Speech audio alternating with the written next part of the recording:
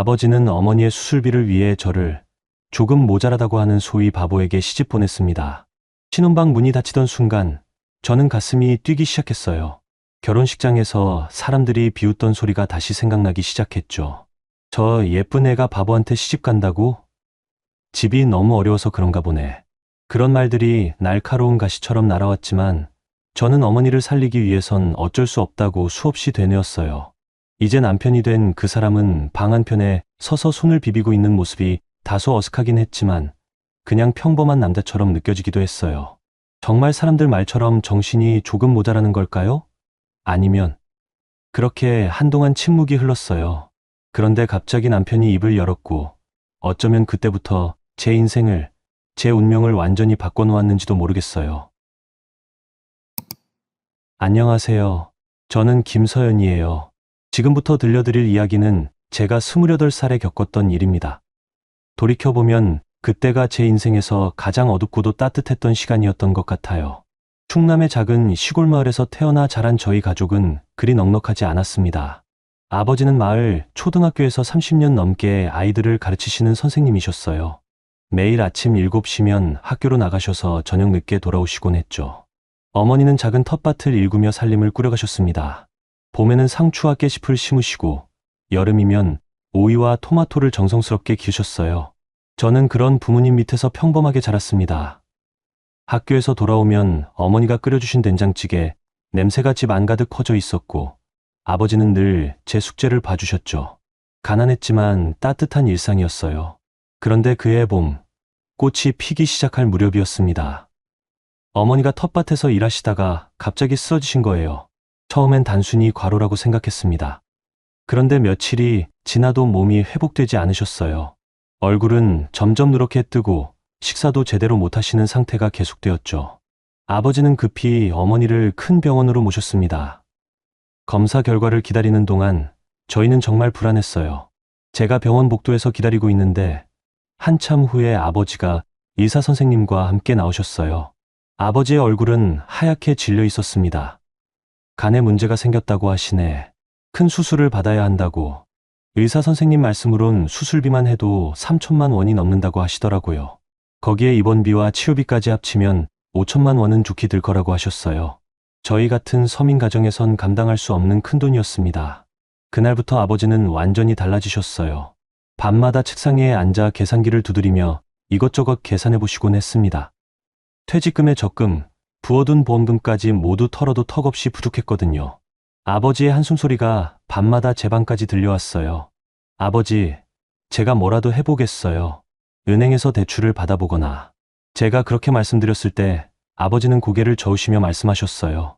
서연아, 넌 아직 어린데 무슨 걱정을 그렇게 하니. 아버지가 알아서 할 테니까 너는 걱정하지 마라. 하지만 아버지의 어깨는 점점 더 구부정해져만 갔습니다. 평생 꿋꿋하게 사셨던 분이 하루아침에 늙어버린 것 같았어요. 어머니는 병실에서 하루하루 야위어가고 계셨고 저는 그저 지켜보는 것밖엔 할 수 있는 게 없었습니다. 정말 막막했던 그때였어요.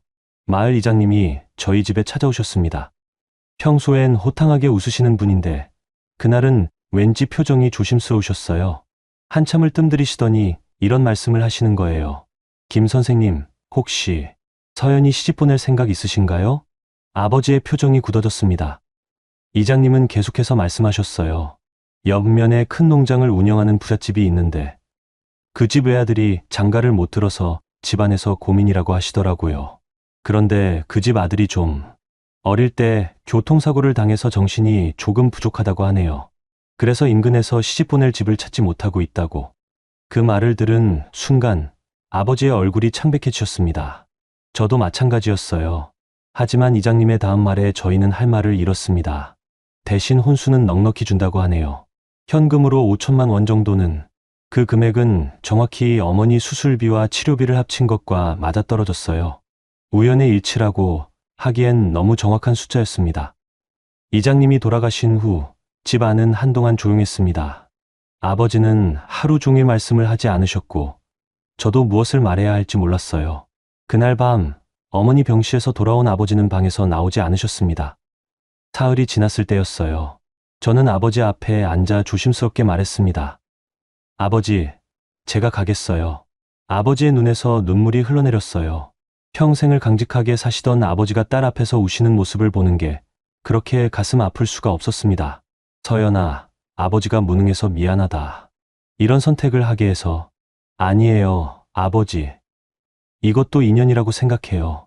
어머니를 살릴 수 있다면. 그렇게 해서 제 결혼이 정해졌습니다.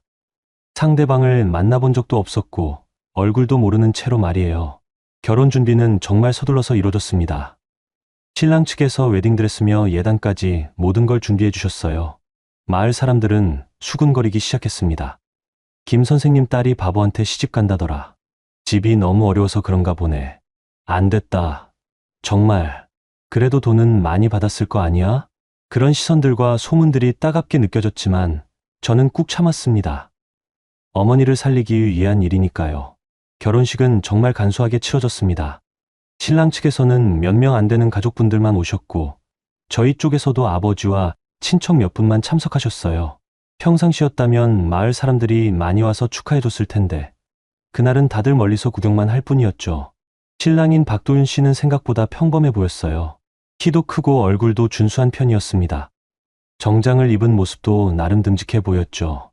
다만 표정이 어딘지 어색하고 말수도 적었습니다. 결혼식 내내 저를 바라보며 어색하게 웃기만 했어요. 이제부터 잘 부탁드립니다.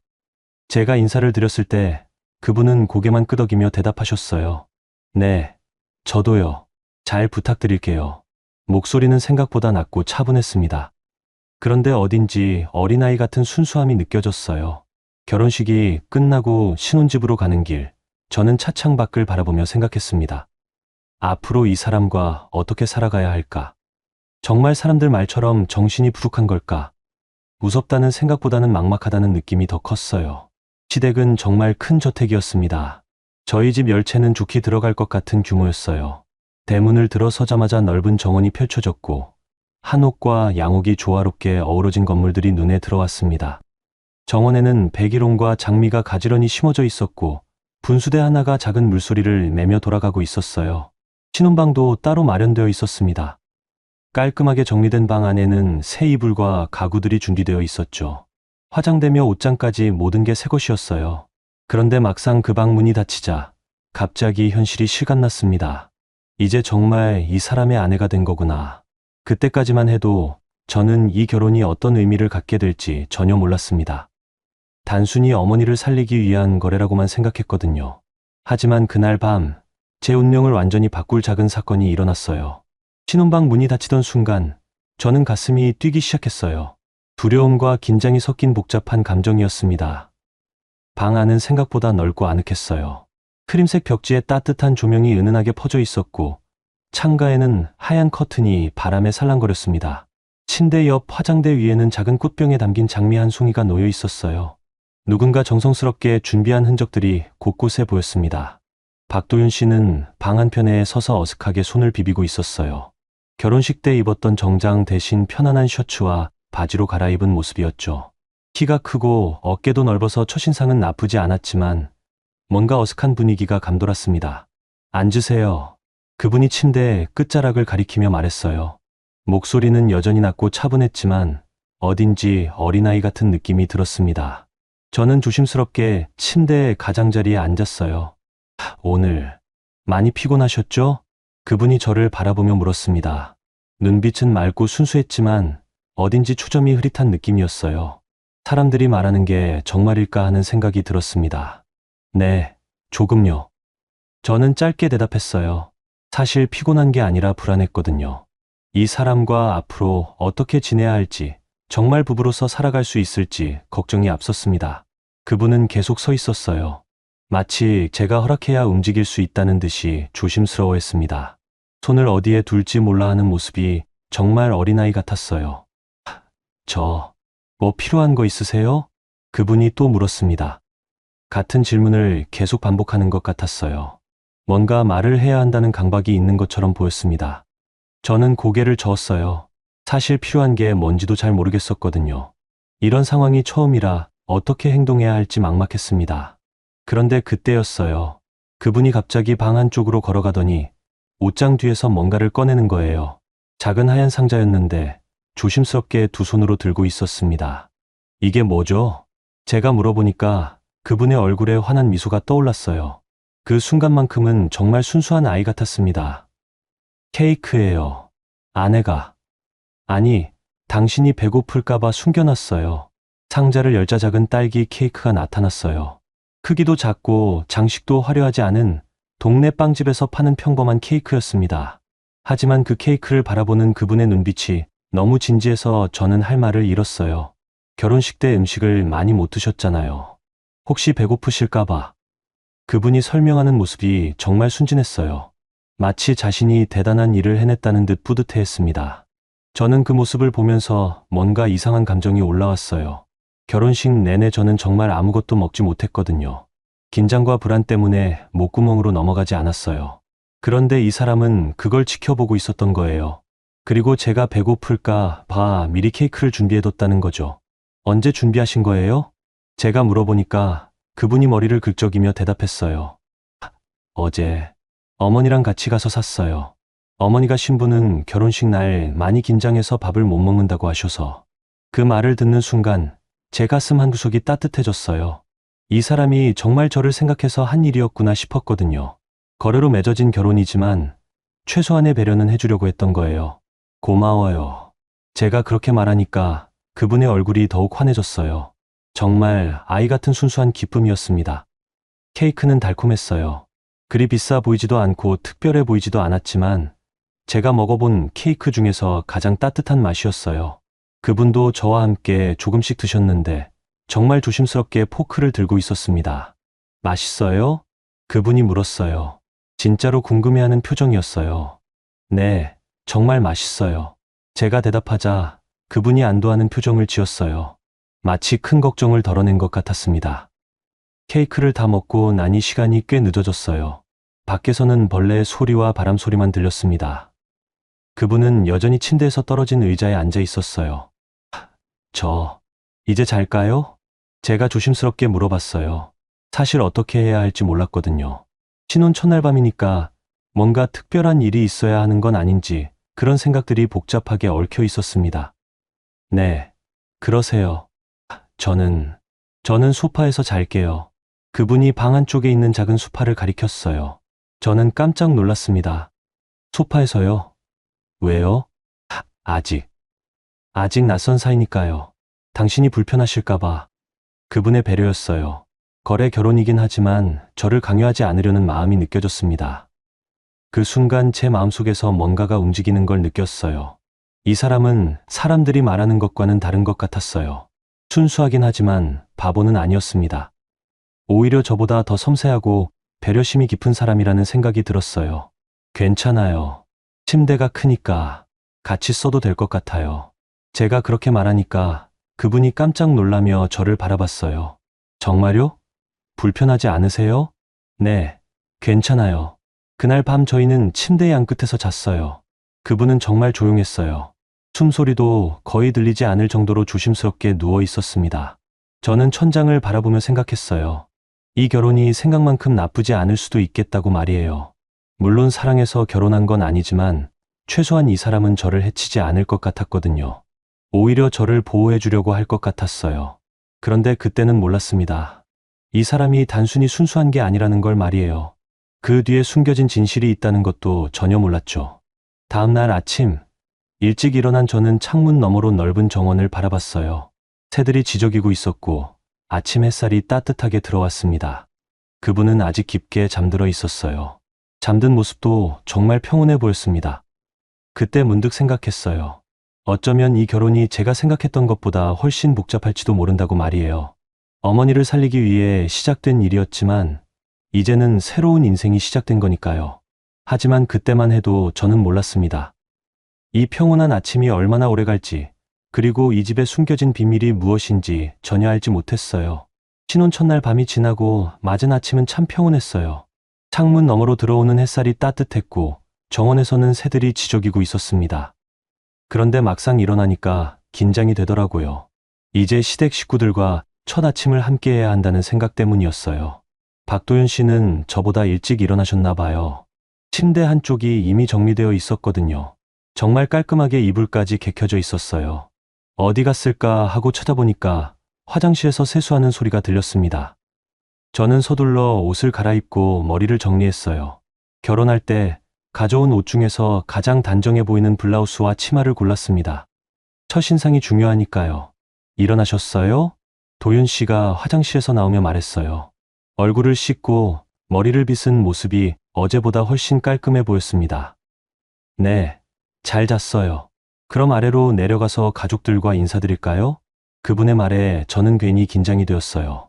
어떤 분들일까, 저를 어떻게 생각하실까 하는 걱정이 앞섰거든요. 계단을 내려가니까 넓은 거실이 나왔어요. 한쪽에는 커다란 식탁이 놓여 있었고 벌써 아침 식사 준비가 되어 있었습니다. 밥, 국, 반찬들이 정갈하게 차려져 있었어요. 어머니, 서연이 일어났어요. 도윤 씨가 부엌 쪽을 향해 말했습니다. 그러자 품위 있는 목소리가 들려왔어요. 그래? 얼른 들어오거라. 부엌에서 나오신 분이 바로 시어머니인 이명대 씨였어요. 생각했던 것보다 훨씬 젊어 보이셨습니다. 50대 중반 정도로 보였는데 옷차림도 세련되고 얼굴도 온화했어요. 어머니, 안녕하세요. 제가 깍듯이 인사드리자 시어머니께서 제 손을 잡으시며 말씀하셨어요. 우리 며느리 왔구나. 어젯밤 잘 잤니? 네, 잘 잤습니다. 그럼 됐다. 이리 앉아서 밥 먹자. 시어머니의 태도가 생각보다 따뜻해서 저는 조금 안심이 되었어요. 무서운 시어머니일 줄 알았는데 정말 인자하게 대해주시는 거예요. 탁에 앉으려는데 또 다른 분이 들어오셨어요. 시어머니보다 조금 나이가 많아 보이는 여성분이었는데 첫인상부터 예리해 보였습니다. 혜란 고모예요. 도윤 씨가 소개해 주었어요. 최혜란이라는 분이 시아버지의 여동생이라고 하더라고요. 결혼하신 적이 없어서 줄곧 이 집에서 살고 계신다고 했습니다. 안녕하세요, 고모님. 제가 인사를 드렸는데 혜란 고모님은 저를 위아래로 훑어보시더니 간단히 고개만 끄덕이셨어요. 뭔가 탐탁지 않다는 표정이었어요. 앉아서 먹자. 밥이 식겠다. 시어머니께서 분위기를 정리하시며 말씀하셨습니다. 저는 조심스럽게 식탁에 앉았어요. 도윤 씨는 제 옆에, 시어머니는 맞은편에, 혜란 고모님은 시어머니 옆에 앉으셨습니다. 서연아, 많이 먹어라. 어젯밤에 제대로 못 먹었을 테니까. 시어머니께서 제 그릇에 밥을 퍼주시며 말씀하셨어요. 정말 자상하셨습니다. 감사합니다, 어머니. 저는 정중히 감사 인사를 드렸어요. 그런데 혜란 고모님이 갑자기 말씀하셨습니다. 시골에서 온 애가 이런 집에 적응할 수 있을까? 직접적이고 날카로운 말이었어요. 저는 깜짝 놀라서 고개를 들었습니다. 혜란아, 그런 말 하지 마라. 시어머니께서 제지하셨지만 혜란 고모님은 계속하셨어요. 난 현실적으로 말하는 거야. 이 아이가 도윤이를 제대로 돌볼 수 있겠어. 우리 도윤이가 어떤 상태인지 알고 결혼한 거 맞지? 그 말을 들으니까 기분이 상했어요. 마치 제가 돈 때문에 시집 온 걸 다 아신다는 투였거든요. 하지만 화를 낼 수는 없었습니다. 어르신이시고 사시이기도 했으니까요. 고모님, 저는 최선을 다하겠습니다. 제가 조심스럽게 대답했어요. 혜란 고모님은 저를 예리하게 바라보시더니 말씀하셨습니다. 최선을 다한다? 말은 쉽지. 도윤이 상태가 어떤지 알아? 겉보기엔 멀쩡해 보여도 정신연령이 10살 수준이야. 도윤 씨가 움찔하는 게 보였어요. 그런 말을 듣는 게 얼마나 상처될까 싶었습니다. 그만해, 혜란아. 시어머니께서 단호하게 말씀하셨어요. 언니, 난 이 아이를 위해서 하는 말이야. 나중에 후회하지 말고 지금이라도 정확히 알고 있어야 한다고. 혜란 고모님의 말에는 악의는 없어 보였어요. 오히려 걱정하는 마음에서 나온 말 같았습니다. 하지만 그 말을 듣는 저와 도윤 씨는 정말 불편했어요. 저는 괜찮습니다, 고모님. 남편이 어떤 상태든 제가 잘 돌보겠습니다. 제가 그렇게 말하자 혜란 고모님이 놀란 듯 저를 바라봤어요. 정말로? 네, 정말입니다. 그때 도윤 씨가 갑자기 말했어요. 고모님, 저도 노력할게요. 서연이한테 피해 안 주려고 열심히 할게요. 그 말을 들으니까 가슴이 아팠어요. 자신이 부담이 된다고 생각하고 있다는 게 느껴졌거든요. 도윤아, 넌 잘못한 게 없어. 그런 말 하지 마. 시어머니께서 따뜻하게 말씀해 주셨어요. 그리고 저를 향해 말씀하셨습니다. 서연아, 우리 도윤이가 좀 특별하긴 하지만 나쁜 아이는 아니야. 마음만큼은 누구보다 착하거든. 네, 어머니. 저도 알고 있어요. 정말 그랬어요. 어젯밤 케이크 일만 봐도 도윤 씨의 마음이 얼마나 따뜻한지 알 수 있었거든요. 혜란 고모님은 여전히 의심스러운 눈으로 저를 바라보고 계셨어요. 뭔가를 더 말하고 싶어 하시는 것 같았지만 시어머니의 눈치를 보시며 참고 계시는 것 같았습니다. 그래도 조심해야 해. 이 집안은 복잡하거든. 혜란 고모님이 마지막으로 하신 말씀이었어요. 무슨 뜻인지는 잘 몰랐지만 뭔가 의미심장한 말씀이었습니다. 식사가 끝나고 시어머니께서 저를 부엌으로 부르셨어요. 혜란 고모님은 거실에서 신문을 보고 계셨고 도윤 씨는 정원으로 나가셨어요. 서연아, 혜란이 말에 신경 쓰지 마라. 저 애는 원래 말이 좀 직선적이야. 괜찮습니다, 어머니. 사실 혜란이가 걱정하는 것도 이해는 해. 도윤이를 어렸을 때부터 봐왔으니까 말이야. 시어머니께서 설거지를 하시면서 말씀하셨어요. 저도 옆에서 도와드렸습니다. 어머니, 도윤 씨가 언제부터 그런 상태였던 거예요? 제가 조심스럽게 물어봤어요. 궁금했거든요. 7살 때 교통사고를 당했어. 그때 머리를 많이 다쳤지. 그랬군요. 하지만 착한 마음만큼은 변하지 않았어. 오히려 더 순수해졌달까. 시어머니의 목소리에 애틋함이 담겨 있었어요. 정말로 도윤 씨를 아끼고 계시는 게 느껴졌습니다. 어머니, 저 정말 열심히 하겠습니다. 좋은 며느리, 좋은 아내가 되도록 노력할게요. 제가 진심으로 말씀드렸어요. 그러자 시어머니께서 제 손을 잡으시며 말씀하셨습니다. 고맙다. 서연아, 이 집에 온 이상 널 지켜줄 거야. 누가 뭐라고 해도 넌 우리 가족이니까. 그 말씀을 듣는 순간 제 눈시울이 뜨거워졌어요. 정말로 가족이 된 것 같은 기분이었거든요. 그날 오후 저는 도윤 씨와 함께 정원을 거닐었어요. 넓은 정원에는 여러 가지 꽃들이 피어 있었고 작은 연못도 있었습니다. 정말 아름다운 곳이었어요. 여기 정말 예뻐요. 제가 말하니까 도윤 씨가 환하게 웃으셨어요. 제가 가꾸는 거예요. 꽃 키우는 거 좋아해요. 그래요? 대단하네요. 저기 장미는 제가 직접 심었어요. 작년에 심었는데 올해 처음 꽃이 폈어요. 도윤 씨가 자랑스럽게 말씀하시는 모습이 정말 순수해 보였어요. 아이가 자신의 보물을 자랑하는 것 같았습니다. 그런데 그때 혜란 고모님이 우리 뒤에서 지켜보고 계시는 걸 느꼈어요. 돌아보니까 정말로 창문 너머에서 저희를 바라보고 계셨습니다. 뭔가 관찰하고 계시는 것 같았어요. 고모님이 저희를 보고 계세요. 제가 도윤 씨에게 말했어요. 고모님은 늘 그래요. 걱정이 많으셔서. 도윤 씨는 별로 신경 쓰지 않는 것 같았어요. 이미 익숙한 일인 듯 했습니다. 저는 그날 밤 침대에 누워서 생각했어요. 이 집 사람들은 생각했던 것과 달랐습니다. 시어머니는 정말 따뜻하셨고 도윤 씨도 순수하고 착했어요. 혜란 고모님만 좀 까다로우셨지만 그것도 가족을 걱정해서인 것 같았습니다. 하지만 뭔가 석연치 않은 구석도 있었어요. 혜란 고모님이 하신 말씀 중에 이 집안은 복잡하다는 말이 계속 머릿속을 맴돌았거든요. 무슨 뜻이었을까요? 그리고 시어머니께서도 저를 지켜주신다고 하셨는데 무엇으로부터 지켜주신다는 건지 궁금했어요. 그날 밤 저는 조용히 다짐했습니다. 어떤 일이 있어도 이 가족의 일원으로서 최선을 다하겠다고 말이에요. 도윤 씨에게도 좋은 아내가 되고 시어머니께도 좋은 며느리가 되겠다고 결심했습니다. 하지만 그때는 몰랐어요. 그 결심이 앞으로 어떤 시련을 불러올지 말이에요. 시댁에서의 생활이 일주일 정도 지났을 때였어요. 저는 조금씩 이 집의 생활 패턴에 익숙해져 가고 있었습니다. 도윤 씨는 생각보다 규칙적인 생활을 하셨어요. 아침에 일어나서 정원을 돌보고 오후에는 책을 읽거나 그림을 그리셨죠. 정말 평화로운 일상이었습니다. 그러던 어느 날 도윤 씨가 저에게 제안을 하셨어요. 서연 씨, 오늘 장에 같이 갈까요? 장에요? 네, 5일장이 서는 날이에요. 어머니가 필요한 것들을 사오라고 하셨거든요. 시어머니께서 장보기 목록을 써주시면서 말씀하셨어요. 서연이도 구경 삼아 따라가 봐. 시골 장이 어떤지 보는 것도 좋을 거야. 저는 기꺼이 따라가기로 했어요. 결혼 후 처음으로 도윤 씨와 단둘이 외출하는 거였거든요. 조금 설레기도 했습니다. 장터는 집에서 자동차로 20분 정도 떨어진 곳에 있었어요. 도윤 씨가 직접 운전을 하셨는데 운전은 정말 능숙하셨습니다. 별로 말은 없으셨지만 가끔 창밖을 가리키며 설명해 주셨어요. 저기가 우리 초등학교예요. 저 산 뒤에 큰 사과밭이 있어요. 마치 어린아이가 자신이 아는 곳을 자랑하듯 말씀하시는 모습이 귀여웠어요. 장터에 도착하니까 정말 시끌벅적했어요. 여러 가지 물건을 파는 상인들과 물건을 사러 온 사람들로 북적거렸습니다. 나이 드신 분들이 많았는데 다들 도윤 씨를 알아보시는 것 같았어요. 어머, 도윤이 아니니? 도윤아, 장가 갔다며?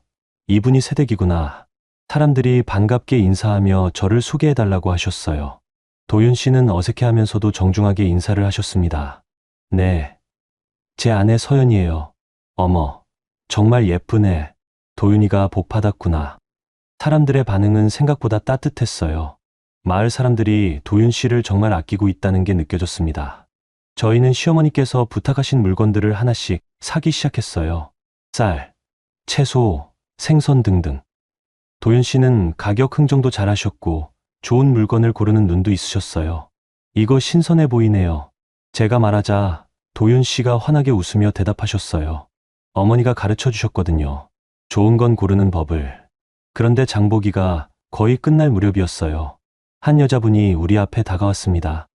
나이는 40대 후반 정도로 보였는데 옷차림이 남루하고 얼굴에 근심이 가득했어요. 저기, 혹시 도움을 좀 받을 수 있을까요? 그 여자분이 떨리는 목소리로 말씀하셨어요. 도윤 씨가 고개를 끄덕이며 대답했습니다. 무슨 일이세요?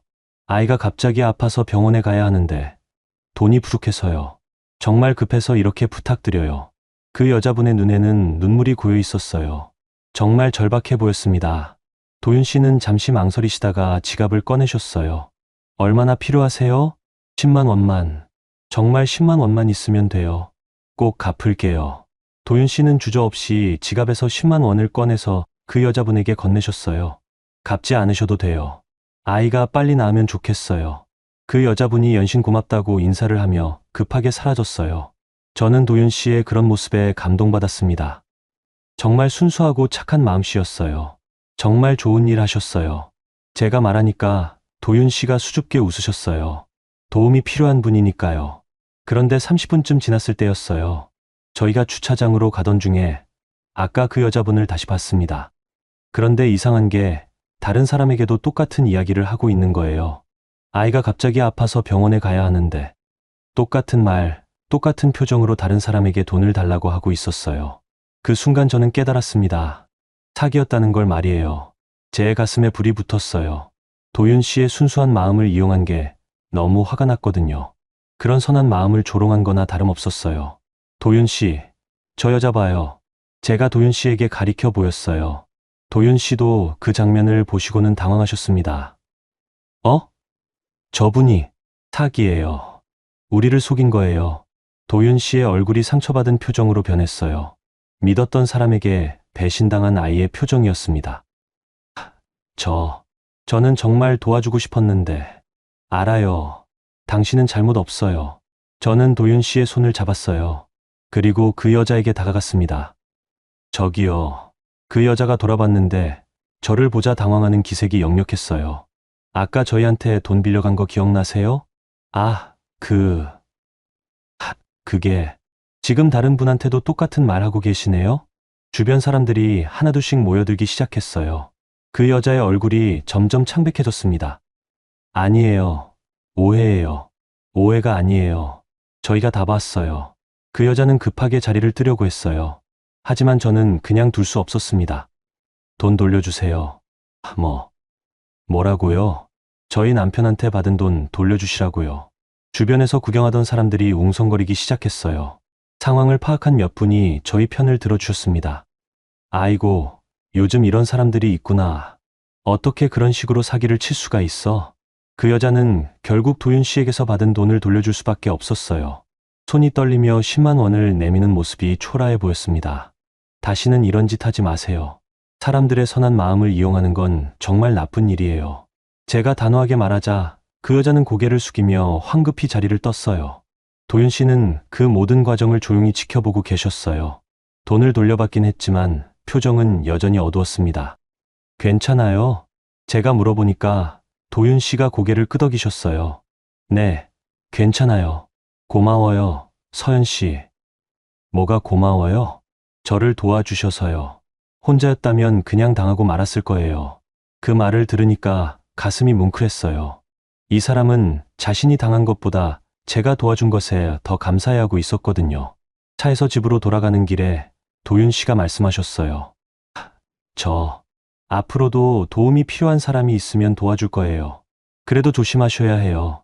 오늘처럼 나쁜 사람들도 있으니까. 알아요.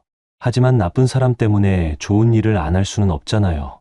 도윤 씨의 그 말에 저는 정말 감동했어요. 속았음에도 불구하고 여전히 선한 마음을 잃지 않는 모습이 대단했습니다. 그럼 앞으로는 제가 옆에서 도와줄게요. 함께 판단해서 정말 도움이 필요한 사람들을 도우면 돼요. 도윤 씨가 처음으로 환하게 웃으셨어요.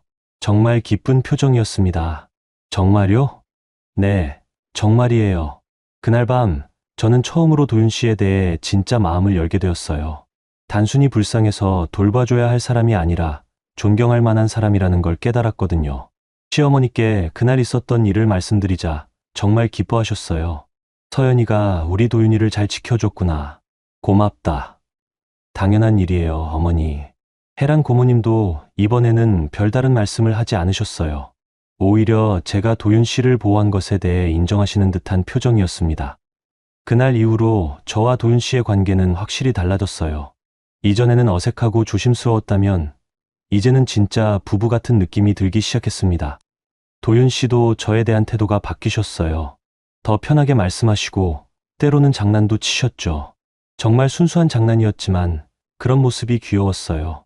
하지만 저는 아직 몰랐습니다. 이런 평화로운 일상이 얼마나 갈지, 그리고 앞으로 어떤 시련이 기다리고 있을지 전혀 예상하지 못했어요. 장터에서 돌아온 그날 저녁, 저희 집 거실은 무거운 침묵에 쌓여 있었어요. 혜란 고모님이 팔짱을 끼고 소파에 앉아 계셨고, 시어머니는 차를 끓이며 한숨을 쉬고 계셨습니다. 도윤 씨는 저 혼자 소파 한쪽에 앉아서 고개를 숙이고 있었어요. 마치 잘못을 저지른 아이처럼 말이죠. 제가 그 모습을 보니까 가슴이 답답했어요. 도윤아, 왜 그렇게 쉽게 속는 거니? 혜란 고모님이 날카로운 목소리로 말씀하셨어요. 사람을 봐야지. 어떻게 처음 보는 사람 말을 그대로 믿어? 도윤 씨는 여전히 고개를 들지 않으셨어요. 손가락으로 바지를 만지작거리며 뭔가 말하고 싶어 하시는 것 같았지만 쉽게 입을 열지 못하고 계셨습니다. 시어머니께서 차를 가져오시며 중간에서 말씀하셨어요. 혜란아, 너무 심하게 말하지 마라. 도윤이도 나름대로 생각이 있었을 거야. 언니는 너무 감싸기만 해. 그러니까 도윤이가 철이 안 드는 거야. 그때 도윤 씨가 갑자기 고개를 들었어요. 평소와는 다른 표정이었습니다. 눈빛에 어떤 결의 같은 게 느껴졌어요. 고모님. 도윤 씨의 목소리는 차분했지만 단단했어요. 저는 깜짝 놀랐습니다. 저 말씀드리고 싶은 게 있어요. 혜란 고모님과 시어머니 모두 도윤 씨를 바라봤어요. 저도 마찬가지였고요. 도윤 씨는 천천히 입을 열었어요. 제가 10살 때요. 학교에서 돌아오는 길에 할머니 한 분을 만났어요. 갑자기 과거 이야기를 꺼내시는 거예요. 저는 조용히 들었습니다. 그 할머니가 넘어져서 일어나지 못하고 계셨어요. 다른 사람들은 그냥 지나가는데 저는 도와드렸어요. 도윤 씨의 목소리에 어린 시절의 기억이 스며 있었어요. 할머니가 저한테 고맙다고 하시면서 사탕 하나를 주셨어요. 정말 달콤했어요. 시어머니의 눈빛이 부드러워지셨어요. 아마 그때를 기억하고 계시는 것 같았습니다. 그때부터였어요. 누군가를 도와주면 기분이 좋아진다는 걸 알게 된 게. 도윤 씨가 처음으로 저를 바라봤어요. 그리고 다시 혜란 고모님을 바라보며 말씀하셨습니다. 사기당한 건 제가 바보라서가 아니에요. 그냥 착한 마음은 죄가 아니라고 생각해서예요. 그 한마디가 거실을 완전히 조용하게 만들었어요. 혜란 고모님도 할 말을 잃으신 것 같았습니다. 물론 조심해야 한다는 걸 알아요. 서연 씨가 오늘 그걸 가르쳐 줬거든요. 도윤 씨가 제 손을 잡았어요. 따뜻하고 단단한 손이었습니다. 하지만 그렇다고 해서 도움이 필요한 사람을 외면할 수는 없어요. 그건 제가 아니거든요. 시어머니께서 조용히 눈물을 닦으셨어요. 혜란 고모님은 여전히 무표정으로 도윤 씨를 바라보고 계셨지만 뭔가 달라진 게 느껴졌어요. 저도 알아요. 제가 다른 사람들과 다르다는 거. 머리도 느리고 때로는 어린애 같다는 거. 도윤 씨의 목소리가 잠시 떨렸어요. 하지만 그래도 괜찮아요. 제가 가진 마음만큼은 진짜니까. 그 말을 들으면서 저는 깨달았어요. 이 사람이 정말 특별한 사람이라는 걸 말이에요. 세상 사람들이 바보라고 부르지만 사실은 누구보다 지혜로운 사람이었어요. 혜란 고모님이 한참 만에 입을 여셨어요. 도윤아. 네, 고모님. 너 언제 그렇게 컸니? 혜란 고모님의 목소리에 놀라움이 섞여 있었어요. 마치 처음 보는 사람을 바라보는 것 같았습니다. 저는 늘 이랬어요, 고모님. 다만 말할 기회가 없었을 뿐이에요. 도윤 씨가 환하게 웃으셨어요. 그 웃음에는 자신감과 당당함이 담겨 있었습니다. 시어머니께서 도윤 씨 앞으로 다가가셔서 머리를 쓰다듬어 주셨어요. 우리 도윤이 참 많이 자랐구나. 어머니 덕분이에요. 도윤 씨가 시어머니의 손을 잡으며 말씀드렸어요. 저는 그 모습을 보면서 가슴이 따뜻해졌어요. 이 가족 안에서 도윤 씨가 얼마나 소중한 존재인지 새삼 깨달았거든요. 혜란 고모님도 마침내 웃으셨어요. 오랜만에 보는 따뜻한 미소였습니다. 그래, 도윤아. 고모가 미안했다. 너를 너무 어린애 취급했구나. 괜찮아요, 고모님. 고모님도 저를 걱정해서 그러신 거 알아요. 그날 밤 저는 도윤 씨에 대한 마음이 완전히 바뀌었다는 걸 느꼈어요. 처음에는 동정심이었고 그 다음에는 호감이었다면 이제는 진짜 존경심이 생겼거든요. 침대에 누워서 도윤 씨를 바라보니까 잠든 얼굴도 평온해 보였어요. 이 사람의 순수함이 더 이상 약점이 아니라 강점이라는 걸 알겠더라고요. 그리고 저도 다짐했어요. 앞으로는 이 사람의 가장 든든한 동반자가 되어주겠다고 말이에요. 하지만 아직 저는 몰랐어요. 이런 평화로운 시간이 얼마나 소중한지, 그리고 곧 큰 시련이 찾아올 거라는 걸 전혀 예상하지 못했습니다. 결혼한 지 한 달이 지났을 무렵이었어요. 저는 이제 시댁 생활에 완전히 익숙해져 있었습니다. 시어머니와도 가까워졌고 혜란 고모님도 예전보다 훨씬 따뜻하게 대해주셨어요. 도윤 씨와의 관계도 날마다 좋아지고 있었고요. 그런데 그날 예상치 못한 손님이 찾아왔어요. 저는 정원에서 도윤 씨와 함께 꽃에 물을 주고 있었습니다. 요즘 날씨가 더워져서 아침 저녁으로 물을 줘야 했거든요. 도윤 씨는 정말 꽃들을 아끼셨어요. 하나하나 정성스럽게 돌보시는 모습이 보기 좋았습니다. 서연 씨, 이 장미 어때요? 어제보다 더 예뻐진 것 같지 않아요? 정말 그러네요. 도윤 씨가 잘 돌봐주셔서 그런가 봐요. 저희가 그렇게 대화를 나누고 있을 때였어요. 대문 밖에서 차 소리가 들렸습니다. 평소보다 엔진 소리가 큰 걸 보니 고급차인 것 같았어요. 잠시 후 시어머니께서 거실 창문을 열고 밖으로 고개를 내미셨어요. 도윤아, 서연아, 안으로 들어와라. 손님이 오셨다. 시어머니의 목소리에 뭔가 긴장감이 섞여 있었어요. 평소와 다른 톤이었습니다. 저희는 서둘러 정리하고 집 안으로 들어갔어요. 거실에는 정말 세련된 옷을 입은 여자분이 앉아 계셨습니다. 나이는 저와 비슷해 보였는데 화장도 완벽하게 하고 계셨고 액세서리도 값비싸 보였어요. 어머니, 안녕하세요. 그 여자분이 시어머니께 인사를 드렸어요. 목소리도 교양 있고 우아했습니다. 그래, 미라야. 오랜만이구나. 시어머니께서 대답하셨는데 표정이 별로 반갑지 않아 보였어요. 미라라는 이름을 들으니까 뭔가 익숙한 느낌이 들었어요. 도윤 오빠도 안녕하세요. 그 여자분이 도윤 씨를 향해 말했어요. 오빠라는 호칭에 저는 깜짝 놀랐습니다. 도윤 씨는 어색하게 고개만 끄덕이셨어요. 그리고 이분이 새댁이시군요. 미라라는 분이 저를 위아래로 훑어보며 말했어요. 그 시선이 왠지 불편했습니다. 시어머니께서 우리를 소개해 주셨어요. 미라야, 이 애가 도윤이 아내 서연이다. 서연아, 이분은 윤미라 씨야. 도윤이와 어렸을 때부터 알던 사이지. 그때 제 머릿속에 번개가 스쳤어요. 윤미라. 도윤 씨의 옛 약혼녀였던 거예요. 결혼 전에 시어머니께서 잠깐 언급하신 적이 있었거든요. 안녕하세요. 제가 정중하게 인사를 드렸지만 미라 씨의 반응은 차가웠어요. 네, 안녕하세요. 소문 들었어요. 시골에서 오셨다고 하던데 그 한마디에 이미 무시하는 뉘앙스가 담겨 있었어요. 네, 그렇습니다. 저는 짧게 대답했어요. 괜히 기죽고 싶지 않았거든요. 미라 씨는 소파에 우아하게 앉으며 말했어요. 어머니, 도윤 오빠가 결혼했다는 소식 듣고 너무 놀랐어요. 정말 뜻밖이었거든요. 그래, 도윤이도 나이가 있으니까 결혼해야지. 시어머니께서 담담하게 대답하셨어요. 그런데 왜 갑자기 결혼을 하신 건가요? 저는 해외에 나가 있어서 몰랐거든요. 미라 씨가 도윤 씨를 바라보며 물었어요. 도윤 씨는 여전히 불편해하시는 것 같았습니다. 그냥 2년이 되어서요. 도윤 씨가 짧게 대답하셨어요.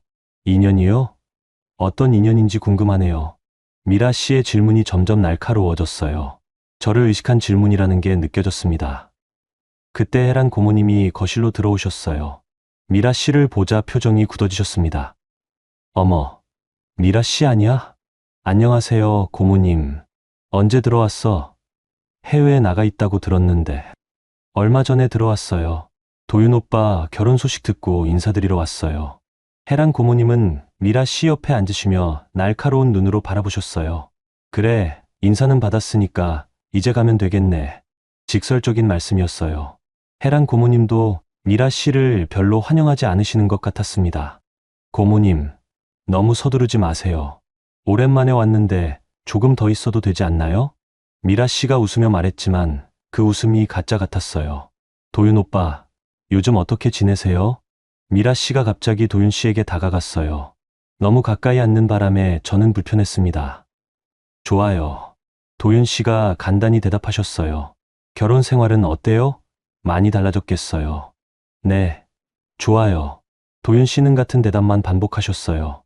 미라 씨가 점점 가까이 다가오는 것 같았습니다. 그래도 저랑 있을 때가 더 편하지 않았나요? 우리 어렸을 때부터 알고 지냈잖아요. 그 말에 저는 가슴이 답답해졌어요. 너무 노골적으로 도윤 씨를 유혹하는 것 같았거든요. 미라 씨, 제가 참지 못하고 말했어요. 남편은 이제 제 남편이에요. 그런 말씀 안 하셨으면 좋겠어요. 미라 씨가 저를 빤히 바라봤어요. 그리고 비웃는 듯한 표정을 지었습니다. 어머, 질투하시는 건가요? 그럴 필요 없어요. 저는 그냥 오래된 친구로서 말한 것뿐이에요. 친구요? 네, 친구요. 물론 예전에는 약혼자 사이였지만요. 미라 씨가 일부러 그 말을 강조했어요. 저를 의식하고 하는 말이었습니다. 하지만 이제 과거일 뿐이죠. 도윤 오빠가 이런 분과 결혼하셨으니까요. 이런 분이라는 표현에 모욕적인 뉘앙스가 담겨 있었어요. 그때 미라 씨가 갑자기 제 손을 잡았어요. 어머, 손이 참 거칠어요. 일을 많이 하셨나 봐요. 정말 모욕적인 말이었어요. 제가 시골에서 자랐다는 걸 비꼬는 거였습니다. 도윤 오빠는 부드러운 손을 좋아하는데 괜찮으실까요? 그 순간 제 얼굴이 빨갛게 달아올랐어요. 너무 당황스럽고 부끄러웠거든요. 정말로 제 손이 거칠긴 했어요. 어렸을 때부터 집안일을 도와서 그랬는데 그걸 이런 식으로 조롱당하니까 견디기 힘들었습니다. 그런데 그때였어요. 혜란 고모님이 벌떡 일어나셨어요. 야, 너 지금 뭐 하는 거야? 혜란 고모님의 목소리에 분노가 담겨 있었어요. 고모님? 미라 씨가 당황하며 바라봤어요. 이 손이 거칠다고? 이 손이 얼마나 소중한 손인지 아냐? 혜란 고모님이 제 손을 잡으시며 말씀하셨어요. 이 손은 고생에 굳은 살이야. 가족을 위해, 사랑하는 사람들을 위해 애쓴 증거지. 그런 손을 어떻게 비웃을 수가 있어. 혜란 고모님의 말씀에 제 눈물이 핑 돌았어요. 너 같은 애는 평생 이런 손 가져볼 일 없을 거야. 왜냐하면 남을 위해 희생할 줄 모르니까. 미라 씨의 얼굴이 창백해졌어요. 그리고 또 하나, 여기는 도윤이네 집이야. 도윤이 아내는 서연이고 내가 끼어들 자리는 없다. 혜란 고모님의 단호한 말씀에 미라 씨는 할 말을 잃었어요. 이제 가거라. 다시는 이런 식으로 오지 말고. 미라 씨는 결국 자리에서 일어났어요. 화가 난 표정이었지만 어쩔 수 없었던 것 같았습니다. 그럼 저는 이만 가볼게요. 어머니, 고모님, 안녕히 계세요. 미라 씨가 나가면서 마지막으로 저를 바라봤어요. 그 눈빛에는 질투와 분노가 섞여 있었습니다. 미라 씨가 떠나고 나서 거실은 한동안 조용했어요. 혜란 고모님이 제 어깨를 토닥이며 말씀하셨어요. 서연아, 기죽지 마라. 내 손이 얼마나 아름다운 손인지 우리는 다 알고 있어. 제가 고개를 숙이고 눈물을 닦고 있을 때 도윤 씨가 다가오셨어요. 서연 씨, 괜찮아요? 네, 괜찮아요. 미안해요. 제 때문에 그런 일을 당하신 것 같아서요. 아니에요. 도윤 씨 잘못 아니에요. 시어머니께서도 제 옆에 앉으시며 말씀하셨어요. 서연아, 정말 미안하다. 미라 그 애가 너무했네. 어머니, 괜찮아요. 하지만 마음속으로는 알고 있었어요. 이게 끝이 아니라는 걸 말이에요. 미라 씨의 마지막 눈빛을 봤을 때 분명히 다시 뭔가를 꾸밀 거라는 생각이 들었거든요. 그날 밤 저는 오랜만에 잠을 이루지 못했어요. 미라 씨가 다녀간 후 며칠이 지났을 때였어요. 추석이 일주일 앞으로 다가왔고 집 안은 명절 준비로 분주했습니다. 시어머니께서는 차례 음식 준비 계획을 세우고 계셨고 저도 처음으로 시댁 추석을 맞이하게 되어 긴장하고 있었어요. 그런데 그날 오후 또 다른 손님이 찾아왔습니다. 이번에는 남자분이었어요. 나이는 30대 후반 정도로 보였는데 정장을 말끔하게 차려입은 모습이 디즈니스맨 같았습니다. 안녕하세요, 어머니. 그 남자분이 시어머니께 인사를 드렸어요. 목소리는 정중했지만 어딘지 차가운 느낌이 들었습니다. 어머, 태석이 아니냐? 오랜만이구나. 시어머니께서 반갑지 않은 표정으로 대답하셨어요. 태석이라는 이름을 들으니까 뭔가 익숙했습니다. 저기, 혹시 미라 씨랑 관련이 있는 분이세요? 제가 조심스럽게 물어봤어요. 그러자 그 남자분이 저를 바라보며 차가운 미소를 지었습니다. 네, 윤미라는 제 여동생입니다. 저는 윤태석이에요. 아, 미라 씨의 오빠였구나. 그제야 이해가 되었어요. 처음 뵙겠습니다. 저는 김서연이에요. 제가 인사를 드렸지만 태석 씨의 반응은 별로 우호적이지 않았어요. 네, 소문 많이 들었어요. 우리 미라가 얼마나 상처받았는지도요. 그 말에 제가 당황했어요. 뭔가 잘못 알고 계시는 것 같았거든요. 시어머니께서 불편한 표정을 지으시며 말씀하셨어요. 태석아, 무슨 소리냐? 미라가 먼저 와서 서연이한테 못할 말 한 거 아니냐. 어머니는 모르시겠지만 미라가 얼마나 도윤이를 사랑했는지 아세요? 태석 씨의 말에 뭔가 섬뜩한 기운이 느껴졌어요. 그건 다 예실이야. 이제 도윤이는 서연이 남편이고. 하지만 어머니, 도윤이가 정말 행복할까요? 이런 신부와 함께요? 태석 씨가 저를 노골적으로 무시하는 듯한 말을 했어요. 제가 기분 나빠하려던 찰나 혜란 고모님이 들어오셨어요. 윤태석이 여기 왜 왔어? 혜란 고모님의 목소리에 경계심이 담겨 있었어요. 안녕하세요, 고모님. 인사차 왔어요. 인사는 됐으니까 이제 가. 여긴 내가 올 곳이 아니야. 혜란 고모님의 직설적인 말에 태석 씨의 표정이 굳어졌어요. 고모님, 그렇게 차갑게 대하지 마세요. 저도 이 집과 인연이 깊잖아요. 무슨 인연? 미라랑 도윤이 약혼 깨진 지가 언젠데. 그래도 가족 같은 사이였는데요. 태석 씨가 끈질기게 버티는 것 같았어요. 뭔가 다른 목적이 있는 것처럼 보였습니다. 그때 도윤 씨가 정원에서 들어오셨어요. 태석 씨를 보자 표정이 어두워지셨습니다. 태석 형.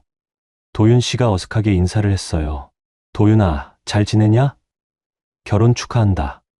태석 씨의 축하 인사에는 진심이 담겨 있지 않았어요. 오히려 비꼬는 듯한 뉘앙스였습니다. 고마워요. 도윤 씨도 간단히 대답하셨어요. 그런데 도윤아, 정말 행복하냐? 네, 행복해요. 그래? 그럼 다행이네. 태석 씨가 의미심장하게 웃었어요. 그 웃음이 왠지 불안했습니다. 태석 씨는 1시간 정도 더 머물다가 돌아갔어요. 그런데 가면서 이상한 말을 남겼습니다. 서연 씨, 혹시 시간 되면 개인적으로 할 말이 있어요. 이 집 가족들을 위한 일이거든요. 무슨 말씀이세요? 나중에 따로 말씀드릴게요. 태석 씨가 떠나고 나서 집 안 분위기가 무거워졌어요. 시어머니와 혜란 고모님 모두 걱정스러운 표정을 지으셨습니다. 서연아, 태석이가 뭔 말을 하더라도 신경 쓰지 마라. 혜란 고모님이 당부하셨어요. 무슨 일이 있는 건가요? 제가 물어봤지만 명쾌한 답을 해주시지는 않으셨어요. 다만 조심하라는 말씀만 반복하셨습니다. 그로부터 이틀 후 추석 전날이었어요. 집 안은 명절 준비로 더욱 바빠졌습니다. 저는 시어머니와 함께 차례 음식을 준비하고 있었어요. 서연아, 잠깐 창고에서 큰 그릇 좀 가져와라. 시어머니께서 부탁하셨어요. 창고는 집 뒤쪽에 있는 별채였습니다. 네, 어머니. 저는 창고로 향했어요. 해가 지고 있어서 복도가 조금 어두웠습니다. 창고 문을 열고 큰 그릇을 찾고 있는데 갑자기 뒤에서 발소리가 들렸어요. 서연 씨. 돌아보니 태석 씨가 서 있었어요. 언제 들어온 건지 몰랐습니다. 태석 씨, 언제 오셨어요? 방금 왔어요. 마침 잘 됐네요. 태석 씨가 이상한 미소를 지으며 다가왔어요. 뭔가 위험한 기운이 느껴졌습니다. 저 할 말이 있다고 했잖아요. 여기서요? 거실로 가서 말씀하시는 게. 아니에요. 여기가 좋아요. 조용하니까. 태석 씨가 창고 문을 닫았어요. 갑자기 어두워지면서 무서워졌습니다. 서연 씨, 솔직히 말해요. 이 집에서 얼마나 받고 결혼한 거예요? 무슨 말씀이세요? 모르는 척 하지 마요. 다 알고 있어요. 돈 때문에 결혼한 거 맞죠? 태석 씨의 목소리가 점점 위협적으로 변했어요. 그게 무슨 상관이에요? 제가 당당하게 대답하자 태석 씨의 얼굴이 일그러졌어요. 상관 있어요. 우리 미라가 얼마나 상처받았는지 알아요? 그건 미라 씨 문제예요. 아니에요. 당신이 끼어들어서 생긴 문제라고요. 태석 씨가 갑자기 제 팔을 잡았어요. 힘이 세서 아팠습니다. 놓으세요. 당신이 이 집에서 나가면 모든 게 해결돼요. 무슨 소리예요? 놓으라고 했어요. 저는 팔을 빼려고 했지만 태석 씨가 더 세게 잡았어요. 그리고 다른 손으로 제 어깨를 밀었습니다. 저는 뒤로 넘어질 뻔했어요. 바로 그때였습니다. 태석 형, 뭐 하는 거예요? 도윤 씨의 목소리가 들렸어요. 창고 문이 열리면서 도윤 씨가 나타났습니다. 도윤아, 너 여기 왜? 서연이 찾으러 왔어요. 너무 오래 안 와서. 도윤 씨가 상황을 파악하고는 제 앞으로 다가왔어요. 형, 서연이한테 왜 그래요? 도윤아, 너는 몰라도 돼. 이건 어른들 문제야. 서연이는 제 아내예요. 제가 지켜야 할 사람이고요. 도윤 씨의 목소리에 단호함이 있었어요. 평소와 다른 모습이었습니다. 도윤아, 비켜. 너한테는 해를 끼치지 않을 테니까. 안 돼요. 서연이한테 손대지 마세요. 그 순간 태석 씨가 화를 내며 도윤 씨를 밀었어요. 이 바보야. 내가 뭘 안다고. 도윤 씨는 뒤로 밀려났지만 다시 제 앞에 섰어요. 바보라고 해도 상관없어요. 아내는 제가 지킬 거예요. 그때 태석 씨가 완전히 이성을 잃은 것 같았어요. 갑자기 주먹을 들어 올렸습니다. 도윤 씨, 조심해요. 제가 소리쳤지만 늦었어요. 태석 씨의 주먹이 도윤 씨의 머리를 강하게 때렸습니다. 도윤 씨는 벽에 부딪히며 쓰러졌어요. 도윤 씨. 저는 급히 도윤 씨에게 달려갔어요. 머리에서 피가 흘러나오고 있었습니다. 도윤 씨, 괜찮아요? 도윤 씨는 의식을 잃은 것 같았어요. 숨은 쉬고 계셨지만 반응이 없었습니다. 어머니, 고모님, 도와주세요. 제가 큰 소리로 외쳤어요. 태석 씨는 당황한 표정으로 서 있었습니다. 이럴 생각은 아니었는데 왜 이런 짓을 했어요? 나도 모르게 너무 화가 나서. 시어머니와 해랑 고모님이 달려오셨어요. 도윤 씨의 상태를 보고는 깜짝 놀라셨습니다. 도윤아, 이게 무슨 일이야? 119부터 불러요. 해랑 고모님이 소리치셨어요. 구급차가 오는 동안 저는 도윤 씨를 안고 울었어요. 저 때문에 이런 일이 생긴 거라는 생각에 가슴이 찢어질 것 같았거든요. 병원에 도착해서 응급실로 들어갔지만 의사 선생님은 심각한 표정이셨어요. 뇌에 출혈이 있어서 수술이 필요합니다. 그리고 혼수 상태가 언제까지 지속될지는 모르겠어요. 그 말을 듣는 순간 저는 무너져 내렸어요. 경찰도 왔어요. 태석 씨는 사고였다고 주장했습니다. 그리고 미라 씨도 나타나서 오빠를 두둔했어요. 도윤 오빠가 먼저 오빠를 때렸어요. 오빠는 자신을 방어한 것뿐이에요. 거짓말이었어요. 하지만 증인이 없었습니다. 그런데 그때 저는 결단했어요. 더 이상 침묵할 수 없었거든요. 저기요, 경찰관님. 네, 말씀하세요. 제가 할 말이 있어요. 그리고 저는 깊게 숨을 들이쉬었어요. 제 안에 아이가 있어요. 도윤 씨의 아이가요. 모든 사람이 저를 바라봤어요. 시어머니의 눈에 눈물이 고였고 해랑 고모님도 놀란 표정이셨어요. 임신부를 위협한 거예요. 이건 더 심각한 문제 아닌가요? 그날 밤 모든 것이 달라졌어요. 진실이 밝혀지면서 태석 씨는 결국 구속되었고 미라 씨도 거짓 증언 혐의로 조사를 받게 되었습니다. 하지만 정작 중요한 도윤 씨는 아직 깨어나지 않고 계셨어요. 도윤 씨가 혼수 상태에 빠진 지 일주일이 지났어요. 저는 병실을 떠나지 않고 계속 지켜보고 있었습니다. 시어머니와 해랑 고모님도 교대로 병원에 오셔서 간병을 도와주셨어요. 서연아, 넌 좀 쉬어라. 몸이 안 좋잖니? 시어머니께서 걱정하며 말씀하셨어요. 임신 초기라서 입덧도 심했거든요. 하지만 저는 도윤 씨 곁을 떠날 수가 없었어요. 괜찮아요, 어머니. 제가 지키고 있을게요. 병실 창문 너머로 달빛이 은은하게 들어왔어요. 도윤 씨의 얼굴이 창백했지만 숨소리는 고르게 들렸습니다. 저는 그분의 손을 잡고 계속 말을 걸었어요. 도윤 씨, 빨리 일어나세요. 저한테 할 말이 많잖아요. 우리 아기도 아빠를 기다리고 있어요. 그런 제 목소리에 반응은 없었지만 저는 포기하지 않았어요. 그런데 그날 밤 정말 기적이 일어났어요. 도윤 씨의 입술에서 작은 소리가 났어요. 저는 깜짝 놀라서 일어났습니다. 도윤 씨? 도윤 씨의 눈꺼풀이 천천히 떨렸어요. 그리고 조금씩 눈을 뜨기 시작했습니다. 도윤 씨, 깨어나셨어요. 저는 너무 기뻐서 눈물이 왈칵 쏟아졌어요. 급히 간호사를 불렀습니다. 도윤 씨는 천천히 주변을 둘러보셨어요. 그런데 뭔가 이상했어요. 눈빛이 예전과 달랐거든요. 더 또렷하고 깨어있는 느낌이었습니다. 여기가 병원인가요? 도윤 씨의 목소리도 달라져 있었어요. 더 차분하고 성숙해 보였습니다. 네, 맞아요. 사고를 당해서 일주일 동안 의식을 잃고 계셨어요. 의사 선생님이 오셔서 간단한 검사를 하셨어요. 다행히 별다른 이상은 없다고 하시더라고요. 기억은 나시나요? 의사 선생님이 물어보셨어요. 네, 다 기억나요. 태석이가 서연이를 위협해서 제가 막았던 일까지요. 도윤 씨가 저를 바라보며 말씀하셨어요.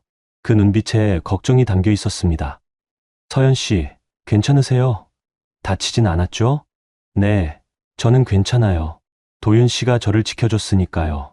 그때 시어머니와 혜란 고모님이 연락을 받고 급히 오셨어요. 도윤아, 정말 깨어났구나. 시어머니께서 울음을 터뜨리셨어요. 어머니, 걱정 끼쳐드려서 죄송해요. 도윤 씨가 시어머니의 손을 잡으며 말씀하셨어요. 정말 성숙한 모습이었습니다. 혜란 고모님도 눈물을 흘리며 말씀하셨어요. 우리 도윤이 정말 많이 변했구나. 네, 고모님. 이제 정말 어른이 된 것 같아요. 다음 날 미라 씨가 병실에 나타났어요. 태석 씨 일로 경찰 조사를 받은 후였는데 많이 초라해 보였습니다. 도윤 오빠, 미안해요. 미라 씨가 고개를 숙이며 말했어요. 미라 씨. 도윤 씨가 침착하게 대답하셨어요. 오빠랑 서연 씨한테 정말 나쁜 짓을 했어요. 용서해 주세요. 괜찮아요. 하지만 이제 그만하세요. 도윤 씨의 목소리에 단호함이 있었어요. 제 아내는 서연 씨예요. 그리고 곧 우리에게는 아이도 생길 거고요. 미라 씨가 놀란 표정으로 저를 바라봤어요. 임신하셨어요? 네, 그래요. 제가 당당하게 대답했어요. 그럼. 정말 끝인 거네요. 미라 씨가 힘없이 말했어요. 처음부터 끝이었어요. 미라 씨. 우리는 어울리지 않았어요. 도윤 씨가 정확히 말씀하셨어요. 서연 씨는 저에게 정말 소중한 사람이에요. 앞으로는 방해하지 말아주세요. 미라 씨는 결국 눈물을 흘리며 병실을 나갔어요. 그게 마지막 만남이었습니다. 일주일 후 도윤 씨는 퇴원하셨어요. 집으로 돌아오는 길에 도윤 씨가 제 손을 꼭 잡으며 말씀하셨어요. 서연 씨, 정말 고마워요. 뭐가 고마워요? 저를 지켜줘서요. 그리고 제 아이를 가져줘서요. 그 말을 들으니까 가슴이 따뜻해졌어요. 이제부터는 제가 당신을 지킬게요. 당신과 우리 아이를 말이에요. 그날 밤 집 정원에서 달을 보며 도윤 씨가 말씀하셨어요. 서연 씨, 사랑해요. 처음으로 듣는 진짜 사랑 고백이었어요. 저도 사랑해요. 도윤 씨. 정말요? 네, 정말이에요. 그때 도윤 씨가 제 배에 손을 올리며 말씀하셨어요. 우리 아기야, 아빠가 꼭 좋은 아빠가 될게. 몇 달 후 건강한 딸이 태어났어요. 작고 예쁜 아기였는데 도윤 씨를 쏙 빼닮았어요. 어머니, 감사해요. 저희를 가족으로 받아주셔서. 제가 시어머니께 말씀드리자 시어머니께서 눈물을 흘리시며 대답하셨어요. 고마운 건 우리야, 서연아. 내가 우리 도윤이를 진짜 사람으로 만들어줬으니까. 혜란 고모님도 아기를 안으시며 말씀하셨어요. 이 아이는 정말 복받은 아이야. 이런 부모님을 만나서 지금 생각해보면 그걸의 결혼이 제 인생 최고의 선택이었던 것 같아요. 돈 때문에 시작된 관계였지만 결국 진짜 사랑으로 바뀌었거든요. 도윤 씨도 완전히 달라지셨어요. 사고 이후로 더 성숙해지셨고 이제는 정말 든든한 남편이자 아빠가 되셨습니다. 서연 씨, 후회 안 해요? 어느 날 도윤 씨가 물어보셨어요. 뭐려?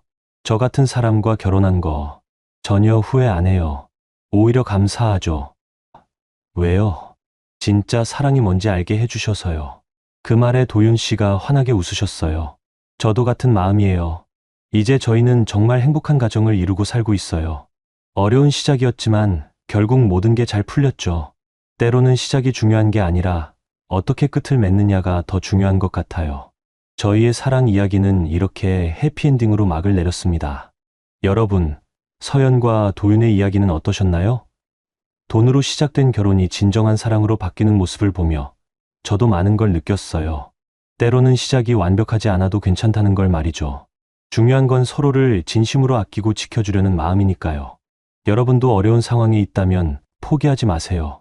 분명 좋은 날이 올 거예요. 오늘 영상이 작은 위로가 되었다면 좋아요 눌러주세요. 댓글로 여러분의 이야기도 들려주세요. 그럼 다음에도 더 좋은 이야기로 찾아뵙겠습니다. 감사합니다.